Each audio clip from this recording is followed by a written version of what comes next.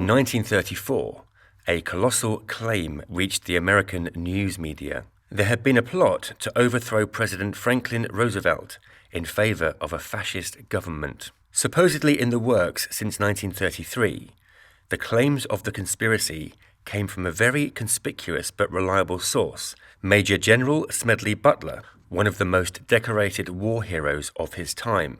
Even more unbelievable were his claims of who was involved in the plot. Respected names like Robert Sterling Clark, Grayson M.P. Murphy, and Prescott Bush. While news media at the time mocked Butler's story, recently discovered archives have revealed the truth behind Major General Butler's claims. Who was Smedley Butler?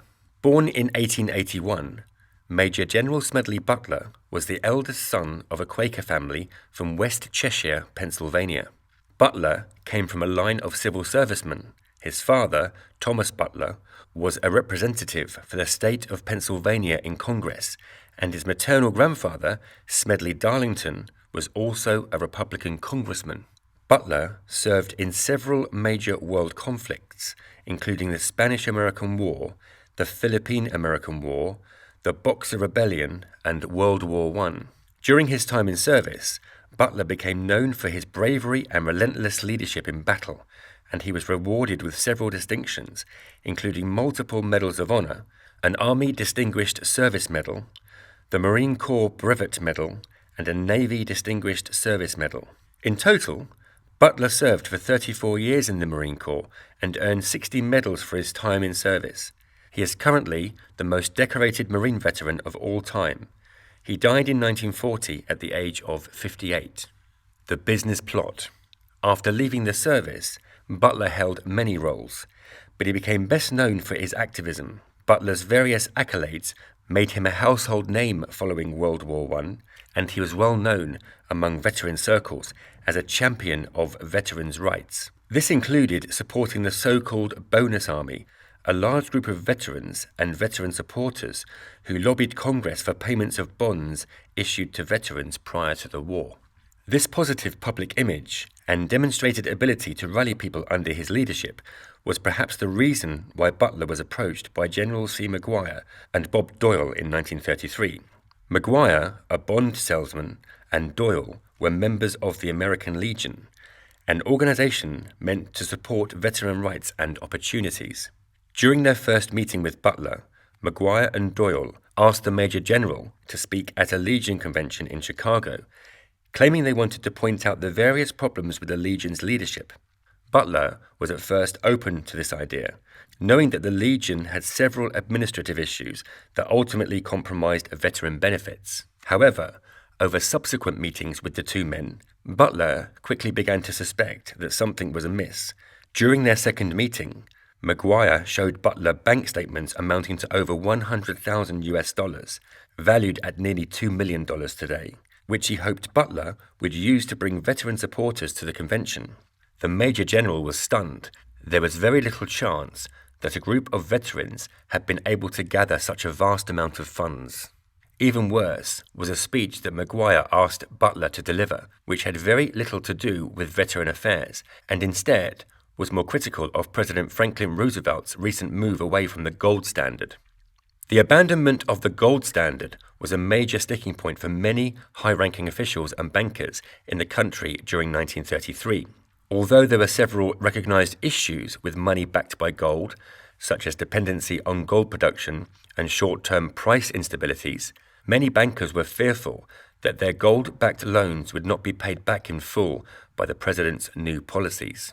The departure from the gold standard just added to other concerns about FDR's policies, particularly his plans to provide subsidizations and jobs for the poor, which businessmen and conservative politicians alike took as an indication of Roosevelt's socialist leanings, or even worse, a communist. Butler could sense his disgruntlement when he asked to meet with Maguire's supervisor and found himself speaking with Robert Sterling Clark, an heir to the Singer sewing fortune.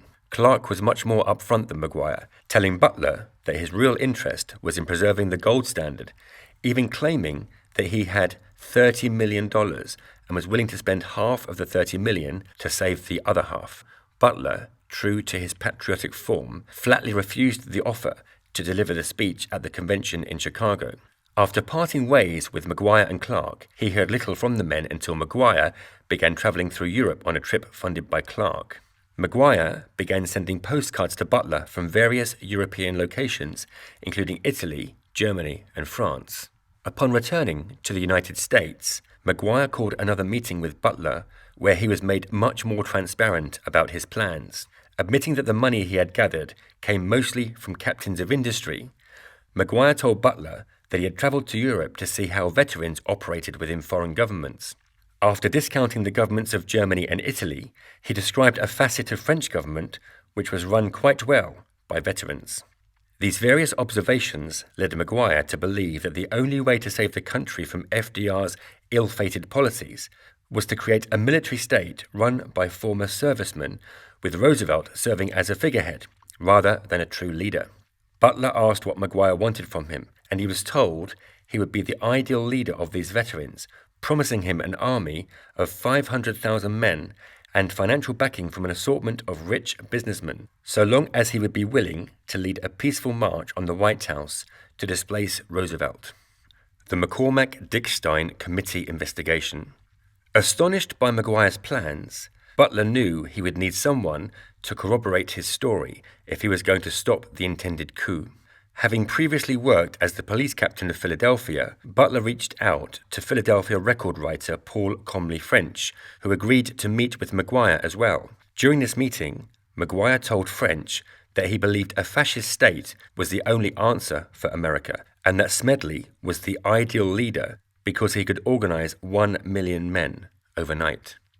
Armed with French's mutual testimony, Butler appeared before the McCormack-Dickstein Congressional Committee, also known as the Special Committee on Un-American Activities, to reveal what he knew about the plot to seize the presidency in November 1934. The committee at first discounted a large part of Butler's testimony, even writing in their initial report that they saw no reason to subpoena men like John W. Davis, a former presidential hopeful, or Thomas W. Lamont, a partner with J.P. Morgan and Company. However, with the testimony of French and the erratic testimony of Maguire, the committee began to further investigate the plot. The final reports of the committee sang a different tune, finding that all of Butler's claims could be corroborated as factual. However, they also stressed that the plot was far from being enacted, and it is not clear if the plans would have ever truly come to fruition. Quickly becoming known as the White House coup and the Wall Street putsch, many major news sources derided Butler's claims, as the committee's final report was not made available publicly. Those implicated, ranging from the DuPont family to Prescott Bush, the grandfather of future President George W. Bush, laughed off Butler's claims. Evidence of the validity of Butler's testimony was not released until the 21st century, when the committee's papers were published in the public domain. No one was ever prosecuted in connection to the plot. Butler, for his part, went on to continue advocating for veterans. He also became a staunch opponent of capitalism, which he felt fed war efforts. His views were published in his well-known short book, War is a Racket, which was published in 1935. There's no telling how far the plot to overthrow the president may have gone without Butler's intervention, but one thing is certain. Its failure was the work of one patriotic Major General and his lifelong love of democracy. Because of Major Butler, people of the world can sleep well.